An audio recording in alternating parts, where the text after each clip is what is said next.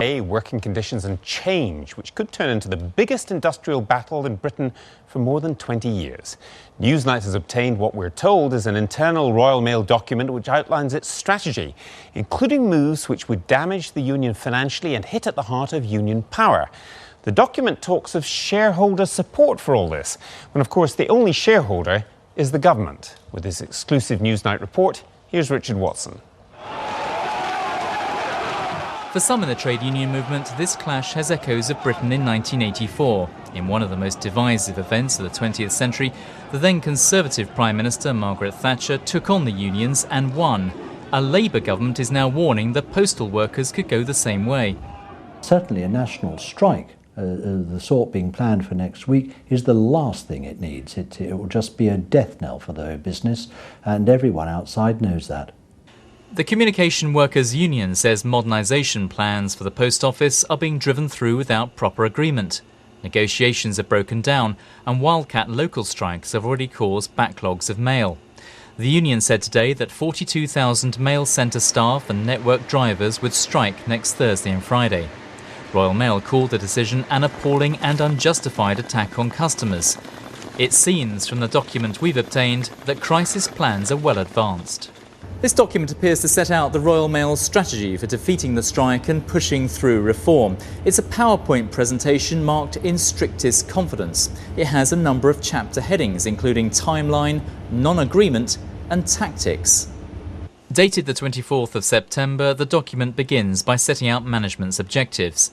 Deliver the necessary 2009 changes with or without union engagement. Maintain stakeholder confidence through the difficulties caused by industrial action. Demonstration of commercial impact of dispute. Strikes don't work. The Royal Mail clearly believes this is make or break for the business. And the central message of this document is that unless reform is pushed through, there is no viable future in the longer term. The question is, though, if the strike goes ahead and it's long-lasting, what kind of damage will be caused? There are signs that management are squaring up to take the union head-on. There's a very interesting reference in the document which suggests that the Royal Mail has secret plans to cut back on the time union officials spend running union affairs in the event of a deal not being reached. At the moment, under long-standing voluntary agreements, this is effectively paid for by Royal Mail with free time off. In a section headlined Non-Agreement, the author writes, "Putting transformation on hold because of non-agreement is not an option.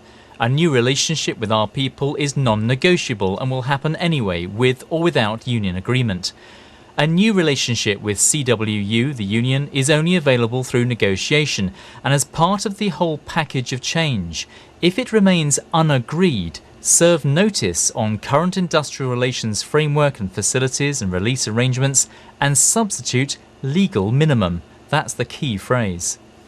What they're talking about, I think, is facilities for union duties and activities. So it's people who are employed by Royal Mail, who are workplace representatives, shop stewards and so on, being given more limited opportunities to do their work as union reps. Now, potentially, that makes it more difficult to establish a good relationship between the employer and the union, because these people are the lifeblood of the union, and workplace reps are also the people who are the first line of contact with the employer.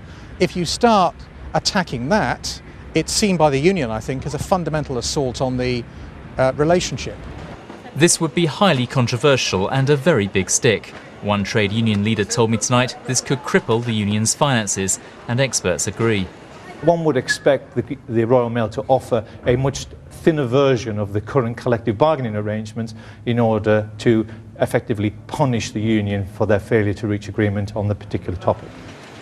The postal union certainly has a troubled relationship with the government, although it's been one of Labour's biggest donors, nearly £1 million a year. In a vote in London last month, 98% of members voted to stop that funding. So is the government siding with the bosses? There's an implication in this document that the Royal Mail believes it has the government's ear. But when the BBC asked Lord Mandelson tonight about the document, he was reluctant to get involved in talking about the detail. But interestingly, he did choose to point out that it costs the Royal Mail millions of pounds every year to allow the trade union to carry out its business. I gather that something in the region of £20 million worth of facilities and payment for union salaries comes from the Royal Mail company. So that, I assume, is what this so-called evidence is referring to. The mood in the document is tough. Under a section called Tactics, the author states, through a mix of pressures, bring union to the point where doing a deal on our terms is preferable to the alternative. But if they refuse, we've positioned things in such a way as there is shareholder, customer and internal support for implementation of change without agreement. There's no doubt that a prolonged national strike would be immensely damaging. The Post Office lost a contract with the online retailer Amazon recently.